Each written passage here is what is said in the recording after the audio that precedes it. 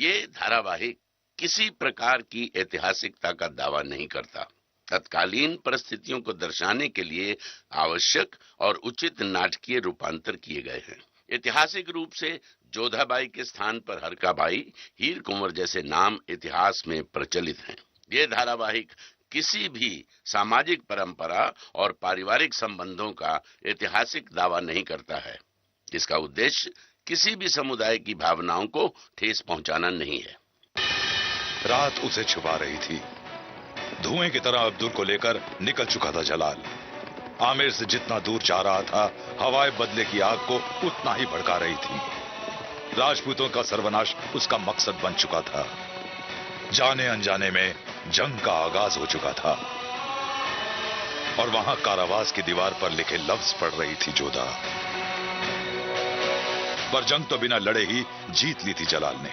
सरेआम राजपूतों के चेहरों पर मुगलों का तमाचा था, जिसकी गूंज अब पूरे राजपूताना में गूंजने वाली थी।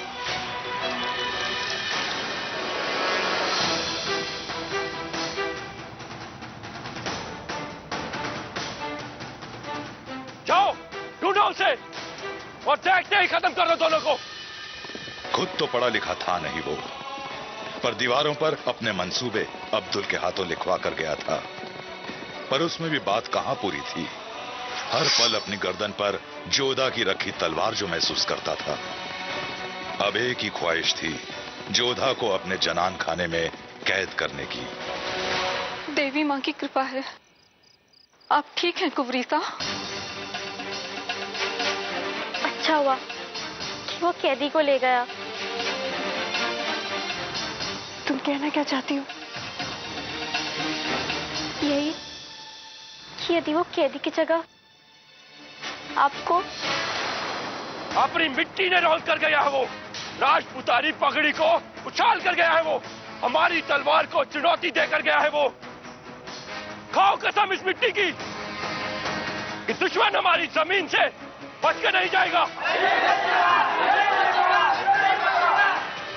तो जाओ और ढूंढो उसे। जो उसे ढूंढ लाएगा वो सारे राजपुताना का उप सेनापति होगा। ये हमारा वचन है। जाओ।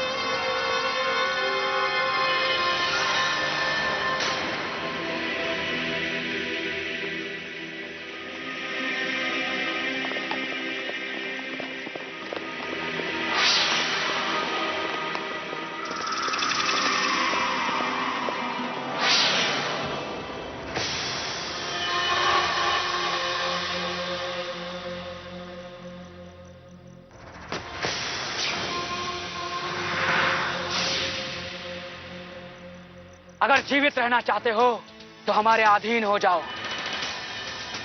राजपूत तुम्हें जीवन दान देंगे।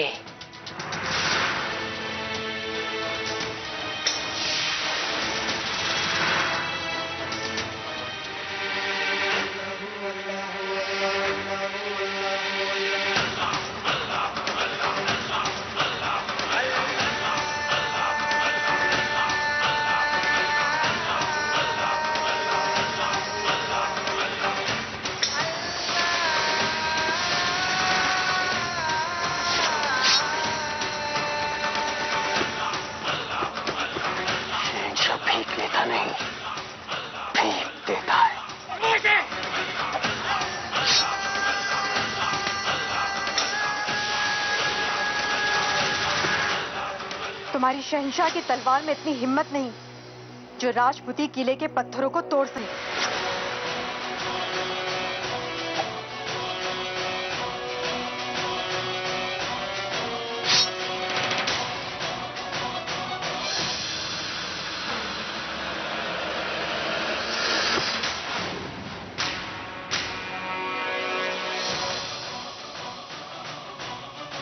खड़ा पीठ पर नहीं, सीने पर वार करता है। जल्लाद कहीं का इतना क्रूर है कि अपने लोगों के हाथ पैर को काटता फिरता है। औरतों का सम्मान तो वो करना जानता ही नहीं। जल्लाद की सूरत देखी, अब सीरत भी देखो।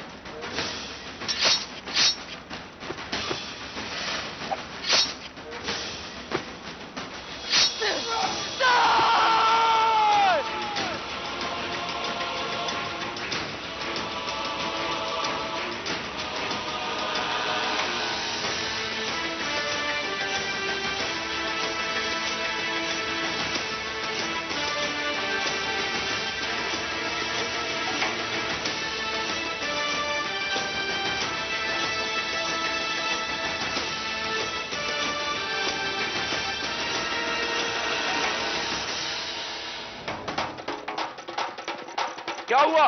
कटे हैं दुश्मन। खाली पहाड़ी के पीछे। जीजी, जीजी रुक जाओ। जीजी कहाँ जा रही हो? रुक जाओ जीजी। अरे कोई रोको ना उन्हें।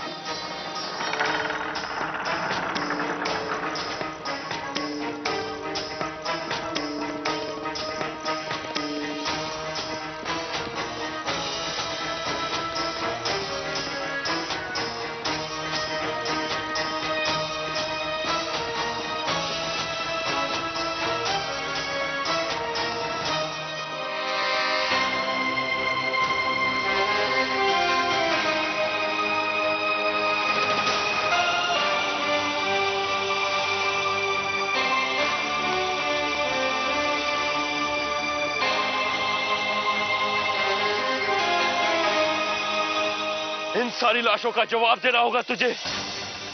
राजपूतों की खून की हर बूंद का हिसाब देना होगा तुझे। जिस दिन मुझसे सामना होगा तेरा, तो इस दुनिया में नहीं होगा जलाल।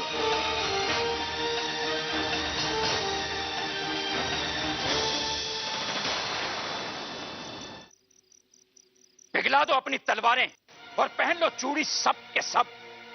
वो अकेला इतने सारे राजपूतों के सामने, जहां से हमारा एक बंदी कभी नहीं भागा, वो अपने गुप्तचर को लेकर भाग गया।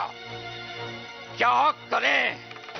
उसके साहस को सराहें या अपनी हार पर रोएं? उस जलालुद्दीन ने हमारी पीठ पर वार किया है, पर हम राजपूत उसकी तरह कायर नहीं है। सीने पर वार करेंगे और मुंह तोड़ जवाब देंगे। अब तो हम आमेर के राजा कहलाने के योग्य ही नहीं रहे। आप जी छोटा मत कीजिए, ये सारे राजपूतों की गलती है। हाँ, इनमें से कोई भी जीवित रहने के योग्य नहीं। खंगार सिंह, अरे हुओं को नहीं मारते।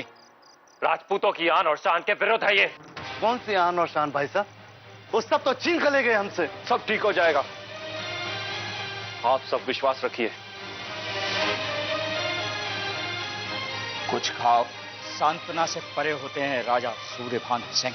मानते हैं, किंतु हर गांव का एक ही उत्तर है, बदला। और राजपूत अपने अपमान का जवाब देना अच्छी तरह से जानते हैं। हमें मां जम्बाई देवी की सौगंध कि जब तक जलाल का सर हम अपनी तलवार से काट कर नहीं लाते, तब तक हम जोधा से ब्याह नहीं करेंगे।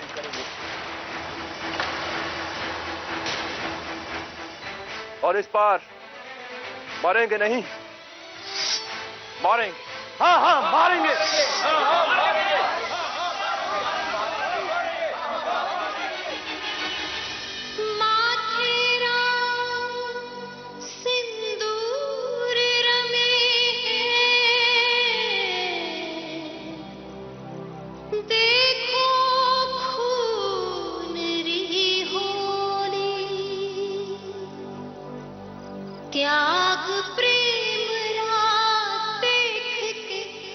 ये क्या दादी साहब, अब बिना किसी त्योहार सबको सिंदूरदानी दे रही है। त्योहार बहुत जल्दी आने वाला है ना बेटी। कौन सा त्योहार? युद्ध। हम राजपूतानियों के ये नसीब है, जब तक पति जिंदा रहता है ये हमारे माथे की शोभा बना रहता है, और जैसे ही पति गुजर गया तो इसके साथ जल जाओ। क्या ये युद्ध टल नहीं सकता दादी साहब? अब तो ना ये युद्ध टल सकता है और ना ही मृत्यु, और हमारी पराजय हुई तो उस समय राजपूतों की आन बान शान उन मुगलों से बचाने का हम औरतों के पास बस एक ही उपाय है, जोर। आपने तो हारने से पहले ही हार मान ली है जेठानी साहब। हम मानते हैं कि युद्ध अटल है, पर अब आमिर के साथ भानपुर जुड़ गया है, राजा सूर्यभान हमारे साथ है, और फिर जोधा और राजा सूर्यभान का ब्याह भी होने वाला है। युद्ध से सीमाएं बदलती हैं, मन भी और रिश्ते भी। ये रिश्ता नहीं बदलेगा। जिस तरह युद्ध अटल है उसी तरह राजा सूर्यभान और जोधा का रिश्ता भी। तथास्तु। जोधा कहाँ है? हम अभी देखते हैं।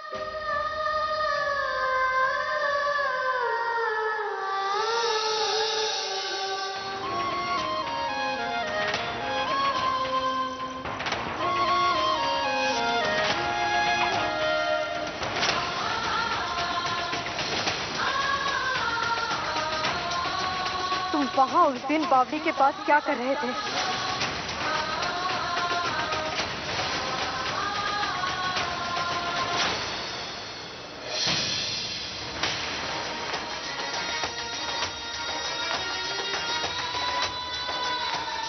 इसी मिट्टी के बने, इसी मिट्टी की कसम, वो जो कोई भी है देवी माँ, उसने आपके गहने उतारे, हम उसका सर उतार कर ले आएंगे। जोधा, क्या कर रही हो? जल जाती तो? जल ही तो रहे हैं मासा। वो जल्लाद हमारे सामने खड़ा था और हम उसे अपना समझने की भूल कर बैठे। छोड़ो ये सब। तुम्हारी दादी साहब कब से तुम्हें बुला रही है। चलो, कब तक तुम यूं ही अकेली? जोधा, जोधा। हमारी तलवार उसके गर्दन पर थी और वो अपने कपट से बच गया। सुना था कि बहुत बड़ा योद्धा है, लेकिन आज उसकी कायरता हमारे सामने आ गई। इसलिए तो राजपूतों के भेष में पिछले 3 दिनों से हमारे पीठ पीछे वार करने की योजना बना रहा था। 3 दिनों से? हाँ मासा, पता नहीं किस इरादे से आया था, पर अपने कदम रखकर हमारे चौखट को मैली कर गया, गणगौर के बड़े दिनों को अशुभ कर गया। और तो और उस दिन बावड़ी में भी सूर्यभान जी की जगह हमने उस मनहूस जलाल के चेहरे को ही देखा था। शगुनी की कहनी गलत हुई ना मैनावती, तो दुनिया में शगुनी ही नहीं दिखेगी। जोधा मुगलों के घर जाएगी।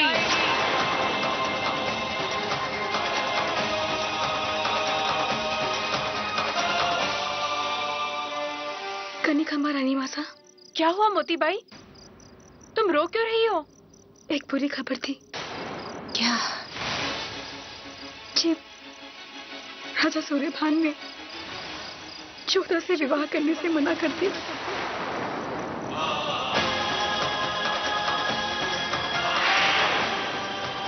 नहीं,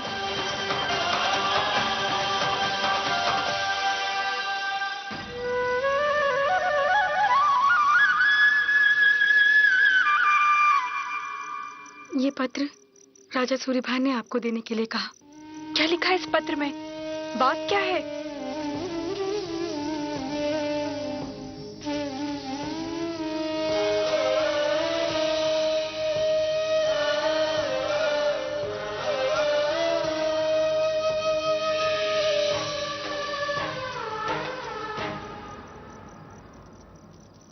ये क्या सुन रहे हैं हम?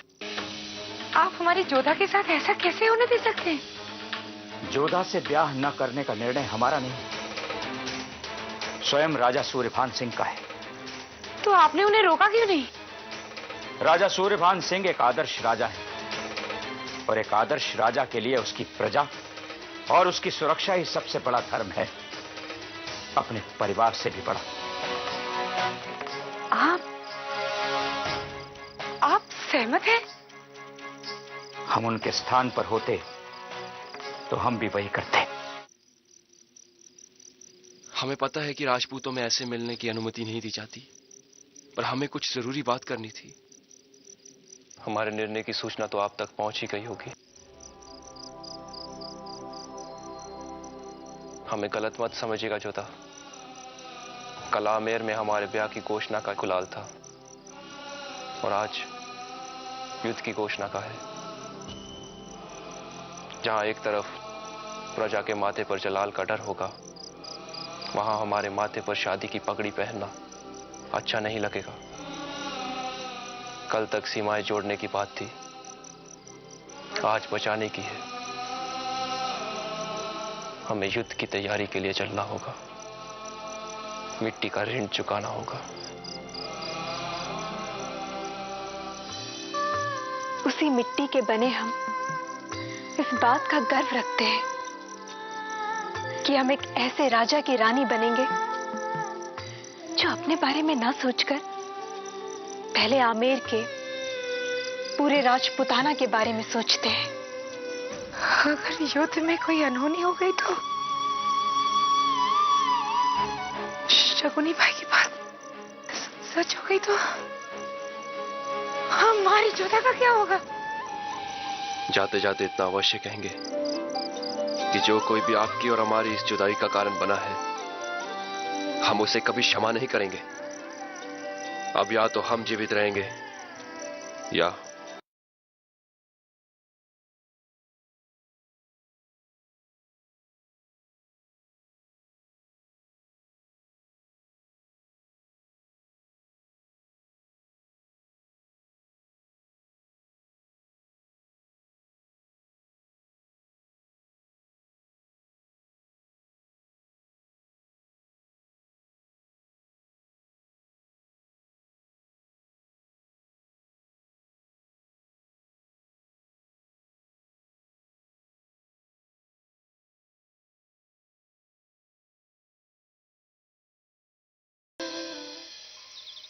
अरे थारी मती मारी गई है क्या? नौकरी से भी हाथ धोएगा?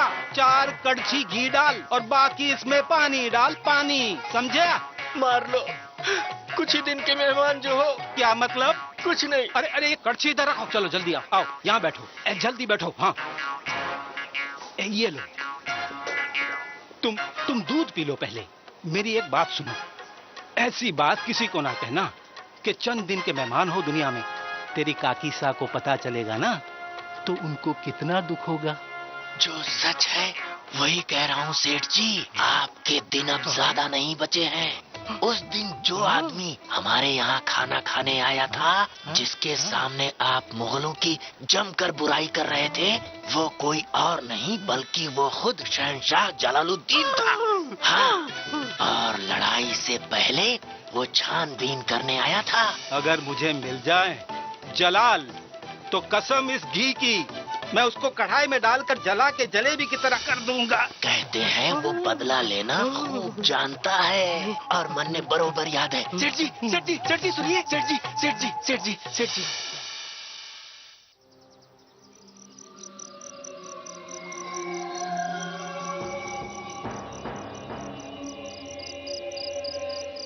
गुस्ताखी माफ शहंशाह, पर आपसे एक गलती हुई है।